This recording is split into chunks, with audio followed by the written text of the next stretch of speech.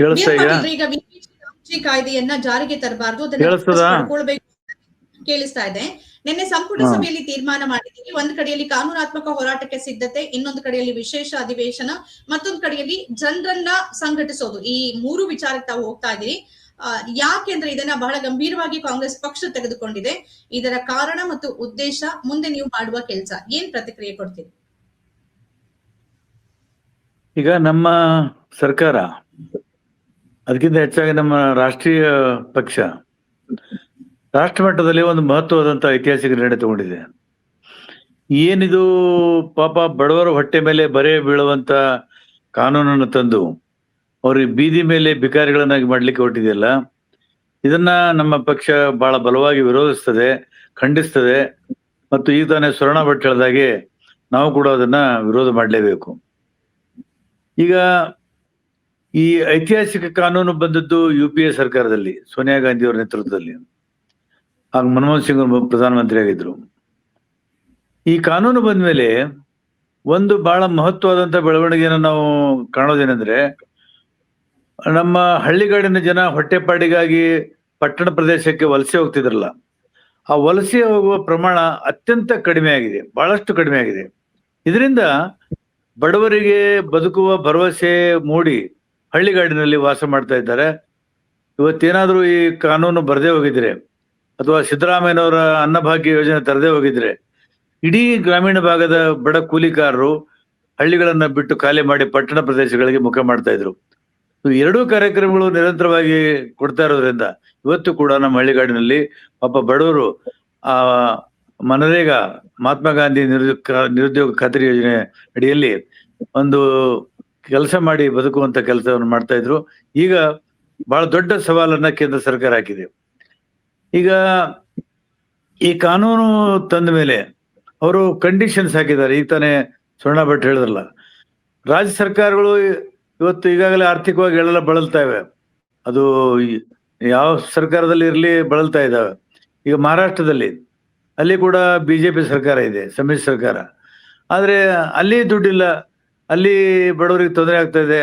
ಹೀಗೆ BJP ಆಡಳಿತ ನಡೆಸುವಂತ ರಾಜ್ಯದಲ್ಲಿ ಕೂಡ ಬಡವರಿಗೆ ಅನ್ಯಾಯ ಆಗಿದೆ, ಮತ್ತು BJPೇತರ ಪಕ್ಷಗಳು ನಡೆಸುವಂತ ಆಡಳಿತದಲ್ಲಿ ಕೂಡ ಬಡವರಿಗೆ ಅನ್ಯಾಯ ಆಗ್ತಾ ಇದೆ.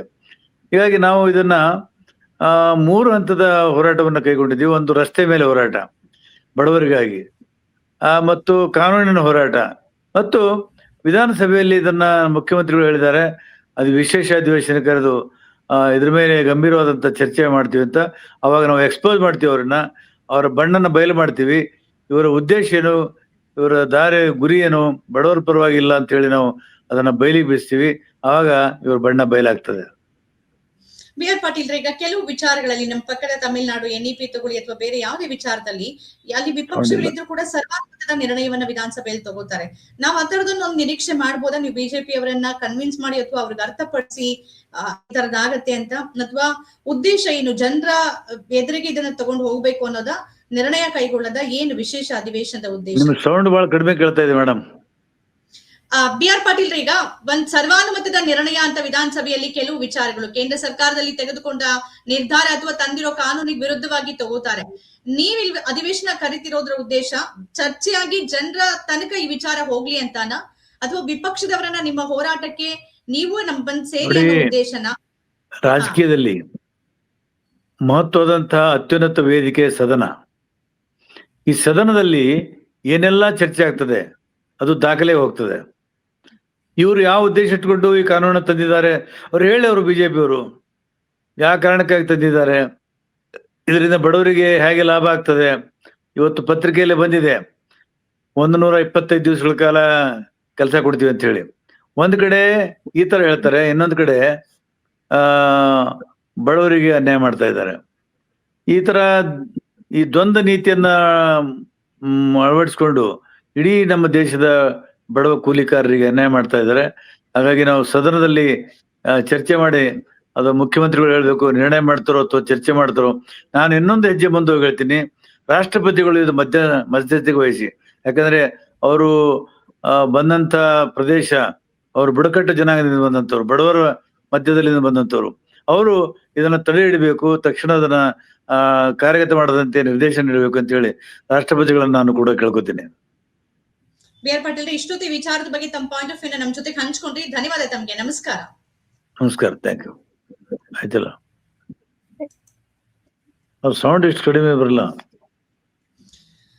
ಆದ್ಮೇಲೆ ಇದಾಗಿತ್ತು ಇವತ್ತಿನ ವಾರ್ತಾ ಭಾರತೀಯ ಪಾಯಿಂಟ್ ಆಫ್ ವ್ಯೂ ಕಾರ್ಯಕ್ರಮದ. ಬೇರೆ ಬೇರೆ ಕಾರ್ಯಕ್ರಮಗಳನ್ನ ತಾವು ನೋಡ್ಬೇಕು ಅಂತ ಅಂದ್ರೆ ನಮ್ಮ ಚಾನೆಲ್ ನ ಸಬ್ಸ್ಕ್ರೈಬ್ ಮಾಡಿ, ನಮ್ಮ ಕಾರ್ಯಕ್ರಮಗಳನ್ನ ಲೈಕ್ ಮಾಡಿ ಮತ್ತು ಶೇರ್ ಮಾಡಿ. ನಮ್ಮ ಎಲ್ಲ ಕಾರ್ಯಕ್ರಮಗಳ ಬಗ್ಗೆ ತಮಗೆ ಅನಿಸಿಕೆ ಅಭಿಪ್ರಾಯಗಳಿದ್ರೆ ಕಮೆಂಟ್ ಮುಖಾಂತರವಾಗಿ ತಿಳಿಸಿ. ನಮಸ್ಕಾರ.